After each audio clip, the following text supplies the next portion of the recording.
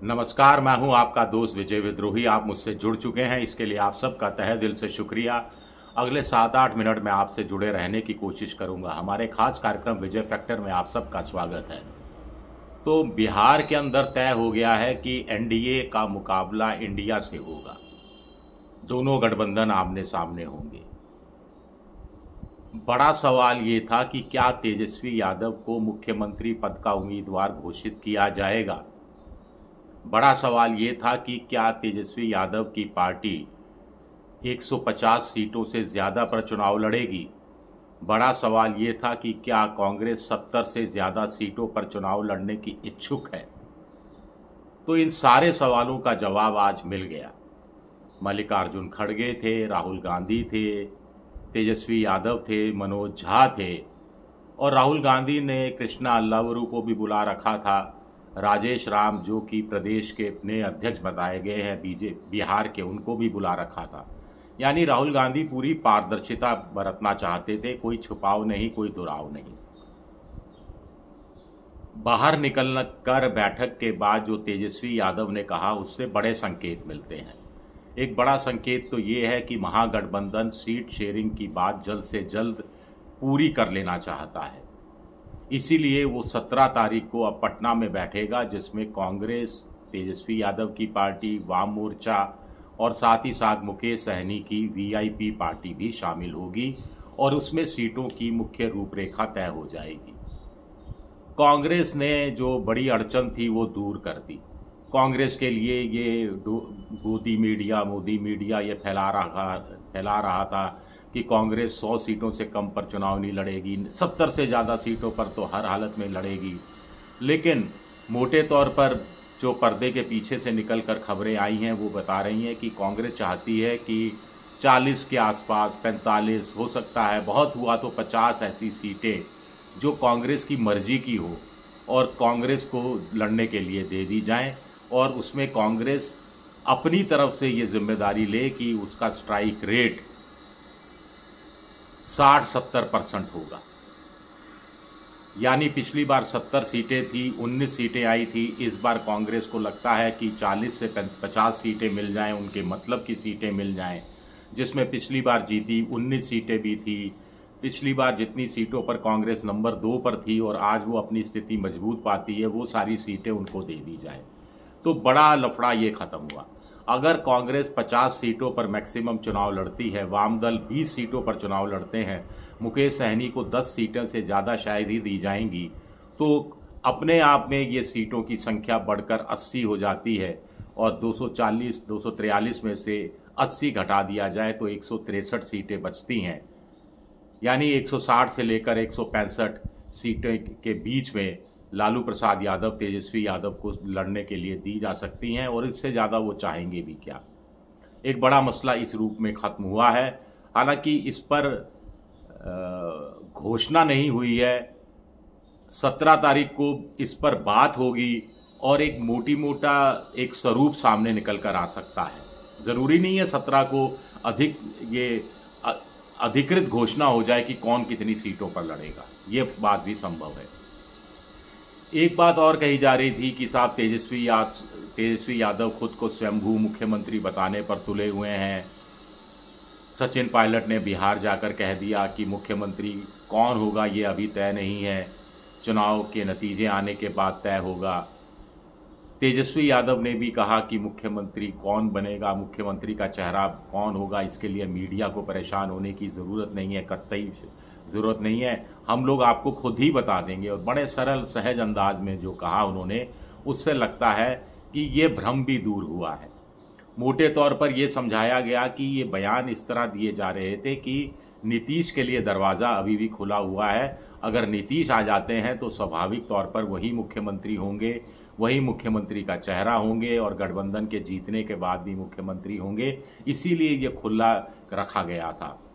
दूसरी बात यह है कि अगर आप ये घोषणा करते हैं, जैसे बीजेपी से सबक ले सकते हैं, सामूहिक नेतृत्व में चुनाव लड़ा जाएगा, तो सभी बड़े नेता जो संभावित मुख्यमंत्री पद में की रेस में शामिल होते हैं वो पूरा जोर लगाते हैं। यहां महागठबंधन में अगर तेजस्वी यादव को अभी इतनी जल्दी मुख्यमंत्री का चेहरा घोषित कर दिया गया तो राजेश राम जो दलितों के बीच में काम कर रहे हैं, मुकेश सहनी जो अपने निषाद मल्लाहों के बीच में काम कर रहे हैं, वहाँ थोड़ी सी अड़चन पैदा हो सकती है, क्योंकि एक दलितों में कुछ ऐसे लोग भी हैं जो यादवों को वोट देना पसंद नहीं करते। MY फैक्टर के कारण वो लालू के पास में आ जाते हैं। MY फैक्टर में मुसलमान यादव के साथ साथ कांग्रेस भी लालू के साथ चली जाए तो ये लोग साथ आ जाते हैं, लेकिन उनके लिए भी एक रास्ता छोड़ा जाना जरूरी है कि गठबंधन बाद में तय करेगा मुख्यमंत्री का चेहरा, अभी सामूहिक नेतृत्व में चुनाव लड़ा जाएगा, यानी संभावनाएं खुली हुई हैं। यानी 100% तय नहीं है कि तेजस्वी ही मुख्यमंत्री हो। वैसे सारी जनता जानती है, कांग्रेस के लोग भी जानते हैं, वाम मोर्चा भी जानता है, तेजस्वी पार्टी यादव की पार्टी के लोग भी जानते हैं और मुकेश सहनी भी अच्छी तरह जानते हैं कि अगर महागठबंधन सत्ता में आता है तो तेजस्वी वही मुख्यमंत्री का चेहरा होंगे। अब एक दिक्कत ये थी कि अगर मुख्यमंत्री का चेहरा तेजस्वी को घोषित किया जाए तो फिर राजेश राम जो दलित समाज से आते हैं, 5.5% के आसपास वोट है रविदास समाज का, उनको उप मुख्यमंत्री का चेहरा घोषित किया जाए या नहीं। उनको उप मुख्यमंत्री का चेहरा घोषित किया जाए तो लोग कहेंगे एक तो OBC यादव मुख्यमंत्री हो गए, एक दलित डिप्टी CM के चेहरे के रूप में हो गए, तो एक और डिप्टी CM सवर्ण जाति का चेहरा होना चाहिए या एक और कोई और जाति का चेहरा होना चाहिए, तो उसमें फिर रायता बिखर जाता।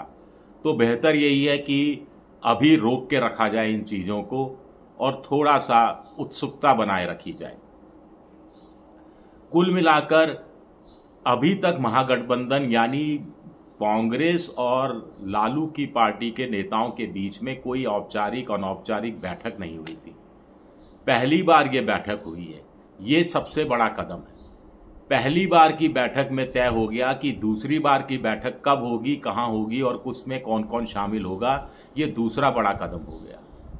पहली बार की बैठक में ही मुद्दे मसले तय हो गए, रणनीति तय हो गई मोटे तौर पर, ये तीसरा बड़ा कदम है। पहली बार की बैठक में ही मुख्यमंत्री का चेहरा, सीट शेयरिंग का लेकर जो भ्रम है वो दूर हो गया, ये चौथी सबसे बड़ी खबर है। अब आप कहेंगे कि नीति क्या तय हुई है, रणनीति क्या तय हुई है, तो मोटे तौर पर तेजस्वी यादव ने इशारा कर दिया कि दो मोर्चे पर एक साथ काम करेगा महागठबंधन। प्रधानमंत्री मोदी ने पिछले 11 साल में जो वादे किए बिहार को लेकर और जो बिहार को किए गए वादे पूरे नहीं हुए, चाहे स्पेशल ग्रांट देने का मसला हो, आपको ध्यान होगा वो मशहूर बयान, वो मशहूर भाषण, कितने करोड़ दूं, 60,000 करोड़ दे दूं, 70,000 करोड़ दे दूं, 1 लाख करोड़ दे दूं, 90,000 करोड़ दे दूं, चलिए 1.25 लाख करोड़ दिया। फिर गन्ना मिलों को, चीनी मिलों को खोला जाएगा, वहां की चीनी की बनी हुई चाय पी जाएगी, ये सब पूरे नहीं हुए। सेंट्रल यूनिवर्सिटी, बहुत सारे मामले हैं जो पूरे नहीं हुए, जिनको मुख्य मुद्दा के रूप में सामने रखा जाएगा। और नीतीश कुमार के 20 साल का जो अधिकारियों का जंगल राज है, जो कानून व्यवस्था चौपट हुई है, उसको सिलसिलेवार तरीके से सामने रखा जाएगा।